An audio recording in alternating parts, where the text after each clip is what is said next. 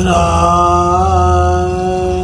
कृष्ण राधे कृष्ण।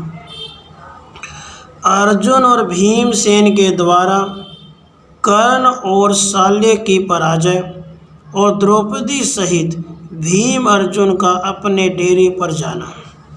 वैशंपायन जी कहते हैं, जन्मेजय उस समय अपने मृग चर्म और कमंडलों को हिलाते और उछालते हुए वे श्रेष्ठ ब्राह्मण अर्जुन से कहने लगे, तुम डरना नहीं, हम सब लोग तुम्हारी ओर से शत्रुओं के साथ युद्ध करेंगे।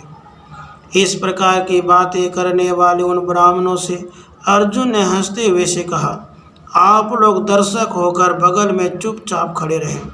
मैं अकेला ही सीधी नोक वाले सैकड़ों बाणों की वर्षा करके क्रोध में भरे हुए इन शत्रुओं को उसी प्रकार रोक दूंगा जैसे मंत्रज्ञ लोग अपने मंत्रों के बल से विषैले सर्पों को कुंठित कर देते हैं। यूँ कहकर महाबली अर्जुन ने उसी स्वयंवर में लक्ष्य वेद के लिए प्राप्त हुए धनुष को झुकाकर उस पर प्रत्यंचा चढ़ा दी और उसे हाथ में लेकर भाई भीमसेन के साथ वे पर्वत के समान अविचल भाव से खड़े हो गए। उसके बाद कर्ण आदि रण उन्मत्त क्षत्रियों को आते हुए देखकर वे दोनों भाई निर्भय हो उन पर उसी प्रकार टूट पड़े जैसे दो मत वाले हाथी अपने विपक्षी हाथियों की ओर बढ़े जा रहे हों। तब युद्ध के लिए उत्सुक उन राजाओं ने कठोर स्वर में ये बातें कही। युद्ध की इच्छा वाले ब्राह्मण का भी रणभूमि वध शास्त्रानुकूल देखा गया है। यूँ कहकर वे राजा लोग सहसा ब्राह्मणों की ओर दौड़े। महातेजस्वी कर्ण अर्जुन की ओर युद्ध के लिए बढ़ा। ठीक उसी तरह जैसे हथनी के लिए लड़ने की इच्छा रखकर एक हाथी अपने प्रतिद्वंदी दूसरे हाथी से भिड़ने के लिए जा रहा हो, महाबली मद्रराज शल्य भीमसेन से जा भिड़े। दुर्योधन आदि सही भूपाल एक साथ अन्य ब्राह्मणों के साथ उस युद्ध भूमि में बिना किसी प्रयास के खेल सा करते हुए कोमलतापूर्वक शीत युद्ध करने लगे। तब तेजस्वी अर्जुन ने अपने धनुष को जोर से खींचकर अपनी ओर वेग से आते हुए सूर्यपुत्र कर्ण को कई तीक्ष्ण बाण मारे। उन दूसरा तेज वाले तीखे बाणों के वेगपूर्वक आघात से राधा नंदन कर्ण को मूर्छा आने लगी। वह बड़ी कठिनता से अर्जुन की ओर बढ़ा। विजयी वीरों में श्रेष्ठ वे दोनों योद्धा हाथों की फुर्ती दिखाने में बेजोड़ थे। उनमें कौन बड़ा है कौन छोटा यह बताना असंभव था। दोनों ही एक दूसरे को जीतने की इच्छा रखकर बड़े क्रोध से लड़ रहे थे। देखो, तुमने जिस अस्त्र का प्रयोग किया था उसे रोकने के लिए मैंने यह अस्त्र चलाया है, देख लो मेरी भुजाओं का बल। इस प्रकार शौर्य सूचक वचनों द्वारा वे आपस में बातें भी करते जाते थे। उसके बाद अर्जुन के बाहुबल की स्फीति पर कहीं समता नहीं है, यह जानकर सूर्यपुत्र कर्ण अत्यंत क्रोधपूर्वक जमकर युद्ध करने लगा। उस समय अर्जुन द्वारा चलाए हुए उन सभी वेगशाली बाणों को काटकर कर्ण बड़े जोर से सिंहनाद करने लगा। समस्त सैनिकों ने उसके इस अद्भुत कार्य की सराहना की। कर्ण बोला, विप्रवर, युद्ध में आपके बाहुबल से मैं बहुत संतुष्ट हूँ। आप में थकावट या विषाद का कोई चिन्ह नहीं दिखाई देता और आपने सभी अस्त्रों को जीतकर मानो अपने काबू में कर लिया है। आपकी सफलता मुझे बड़ी प्रसन्नता हुई। विप्र शिरोमणि, आप मूर्तिमान धनुर्वेद हैं या परशुराम अथवा स्वयं इंद्र या अपनी महिमा से कभी च्युत न होने वाले साक्षात भगवान विष्णु हैं।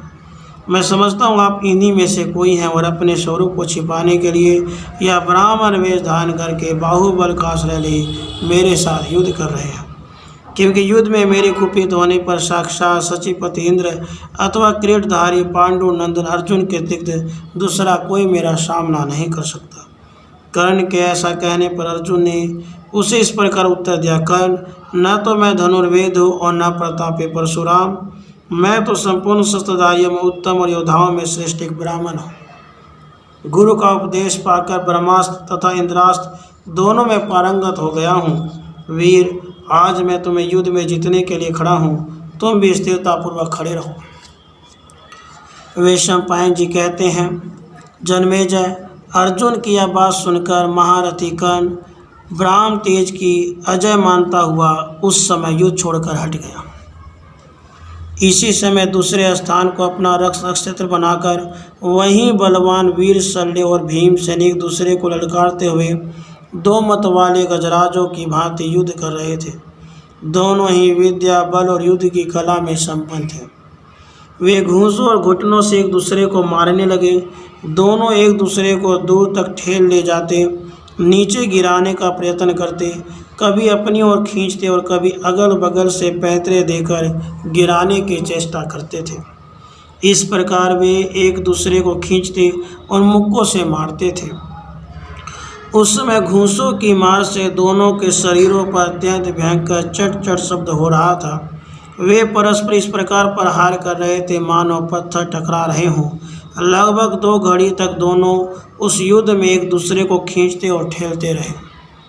उसके बाद कुरुश्रेष्ठ भीमसेन ने दोनों हाथों से शल्य को ऊपर उठाकर उस युद्ध भूमि में पटक दिया। यह देख ब्राह्मण लोग हंसने लगे। कुरुश्रेष्ठ बलवान भीमसेन ने एक आश्चर्य की बात यह की कि महाबली शल्य को पृथ्वी पटक कर भी मार नहीं डाला। भीमसेन के द्वारा शल्य को पछाड़ दिए जाने और अर्जुन से कर्ण के डर जाने पर सभी राजा युद्ध का विचार छोड़ संकित और भीमसेन को चारों ओर से घेर कर खड़े हो गए और एक साथ ही बोल उठे, अहो ये दोनों श्रेष्ठ ब्राह्मण धन्य हैं। पता तो लगाओ इनकी जन्मभूमि कहाँ है तथा वे रहने वाले कहाँ के हैं। परशुराम, द्रोण अथवा पांडुनंदन अर्जुन के सिवा दूसरा ऐसा कौन है जो युद्ध में राधा नंदन कर्ण का सामना कर सके। इसी प्रकार देवकी नंदन श्री कृष्ण अथवा सरद्वान के पुत्र कृपाचार्य के सिवा दूसरा कौन है जो समर भूमि में दुर्योधन के साथ लोहा ले सके। बलवानों में श्रेष्ठ मदराज शल्य को वीरवर बलदेव, पांडुनंदन भीमसेन अथवा वीर दुर्योधन को छोड़कर दूसरा कौन रणभूमि में गिरा सकता है। अतः ब्राह्मणों से घिरे हुए इस युद्ध क्षेत्र से हम लोगों को हट जाना चाहिए, क्योंकि ब्राह्मण अपराधी हों तो भी सदा ही उनकी रक्षा करनी चाहिए। पहले इनका ठीक ठीक परिचय ले लें, फिर ये चाहें तो हम इनके साथ प्रसन्नतापूर्वक युद्ध करेंगे। उन सब राजाओं तथा अन्य लोगों की ऐसी बातें करते देख और युद्ध में वह महान पराक्रम दिखाकर भीमसेन और अर्जुन बड़े प्रसन्न थे।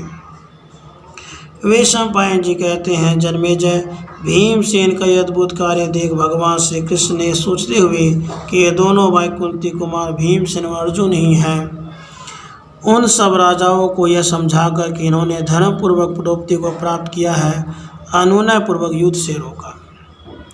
इस प्रकार श्री कृष्ण जी के समझाने से वे सभी युद्ध कौशल श्रेष्ठ नरेश युद्ध से निवृत्त हो गए और विस्मित होकर अपने अपने डेरे को चले गए। वहाँ जो दर्शक एकत्र हुए थे वे इस रंग मंडप के उत्सव से ब्राह्मणों की श्रेष्ठता सिद्ध हुई। पांचाल राजकुमारी द्रौपदी को ब्राह्मणों ने प्राप्त किया।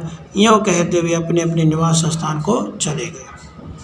रुरु मृग के चर्म को वस्त्र के रूप में धारण करने वाले ब्राह्मणों से घिरे होने के कारण भीमसेन और अर्जुन बड़ी कठिनाई से आगे बढ़ पाते थे। जनता की भीड़ से बाहर निकलने पर शत्रुओं ने उन्हें अच्छी तरह देखा। आगे आगे वे दोनों नरवीर थे और उनके पीछे पीछे द्रौपदी चली जा रही थी। द्रौपदी के साथ वहाँ उन दोनों की बड़ी शोभा हो रही थी। वे ऐसे लगते थे जैसे पूर्णमासी तिथि को मेघों की घटा से निकलकर चंद्रमा और सूर्य प्रकाशित हो रहे हों। इधर भिक्षा का समय बीत जाने पर वे जब पुत्र नहीं लौटे तब उनकी माता कुंती देवी स्नेहवश अनेक प्रकार की चिंताओं में डूबकर उनके विनाश की आशंका करने लगी। कहीं ऐसा तो नहीं हुआ कि धृतराष्ट्र के पुत्रों ने कुरुश्रेष्ठ पांडवों को पहचान कर उनकी हत्या कर डाली हो, अथवा दृढ़तापूर्वक वैर भाव को मन में रखने वाले महाभयंकर मायावी राक्षसों ने तो मेरे बच्चों को नहीं मार डाला। क्या महात्मा व्यास के भी निश्चित मत के विपरीत कोई बात हो गई। इस प्रकार पुत्र स्नेह में पगी कुंती देवी जब चिंता मग्न हो रही थी, आकाश में मेघों की भारी घटा गिर जाने कारण जब दुर्दिन सा हो रहा था और जनता सब काम छोड़कर सोए हुए की भांति अपने अपने घरों पर निश्चेत होकर बैठी थी, उसी समय दिन के तीसरे पहर में बादलों से घिरे हुए सूर्य के समान ब्राह्मण मंडली से घिरे हुए अर्जुन ने वहां उस कुम्हार के घर में प्रवेश किया। इस प्रकार श्री महाभारत आदि के अंतर्गत स्वयंवर पर्व में पांडव प्रत्येक आगमन विषय 189वां अध्याय पूरा हुआ। राधे कृष्ण राधे कृष्ण।